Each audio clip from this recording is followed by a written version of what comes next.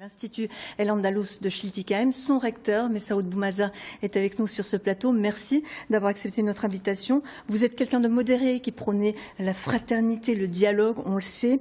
Vous avez réagi d'ailleurs très tôt aux événements. J'ai envie de dire, c'est pas l'islam que vous incarnez qui pose problème aujourd'hui, qui est un islam modéré. En revanche, c'est l'islam radical. Manuel Valls a proposé la volonté même d'expulser ces imams radicaux de France. Qu'est-ce que vous en pensez ? Écoutez, nous avons un devoir de travailler le discours, bien sûr, d'être contre cet embrigadement, contre ce qui se trame dans les réseaux sociaux, en particulier, bien sûr, Internet en général. Et donc, il faudrait, bien sûr, surveiller tout discours qui dérape et qui serait contre les valeurs humaines, les valeurs universelles, les valeurs républicaines et les valeurs de l'islam avant tout. Vous savez, madame, il y a 2500 lieux de culte en France. Je dirais, heureusement, pratiquement la quasi-totalité de ces lieux de culte pratiquent plutôt un discours ouvert, un discours de tolérance, du vivre ensemble. Mais cette minorité, on la connaît ? Tout à fait. Il y a une minorité, on les connaît, on les combat. C'est une minorité qui fait trop de bruit et qui fait parler d'elle.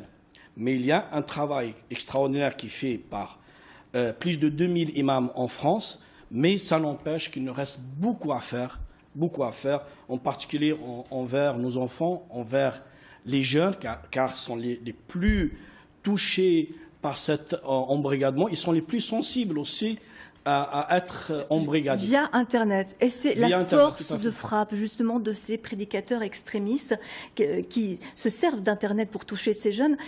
Vous répondez de la même manière? Pas vraiment pour l'instant. Vous êtes dans le dialogue, peut-être pas suffisamment justement sur ces réseaux sociaux? Ce n'est jamais suffisant. Ce n'est jamais suffisamment. Nous allons renforcer davantage nos actions, en particulier dans les réseaux sociaux et sur Internet, pour contredire cette vague de haine et de violence.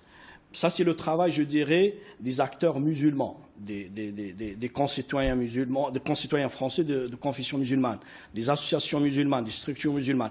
Mais c'est un travail aussi de toute la société. Eh bien justement, de toute la société. Je vous propose d'écouter Bassem. Bassem, c'est un blogueur musulman de Vénissieux et il a poussé, allez, disons-le carrément, un coup de gueule.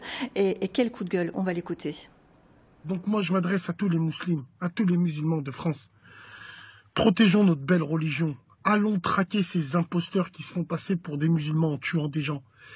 Ça, je vais vous dire une chose, c'est pas les autorités qui vont faire le ménage, c'est pas la DGSI, c'est pas le renseignement, c'est pas tout ça, c'est nous musulmans qui allons à la mosquée, qui allons à la Gémoura, nous musulmans qui prenons les valeurs de la République.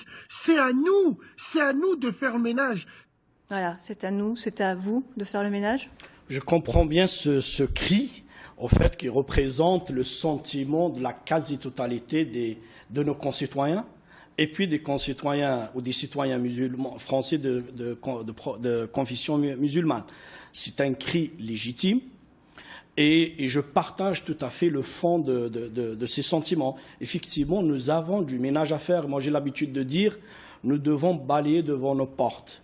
Mais ça n'empêche, madame, il y a un travail de toute une société.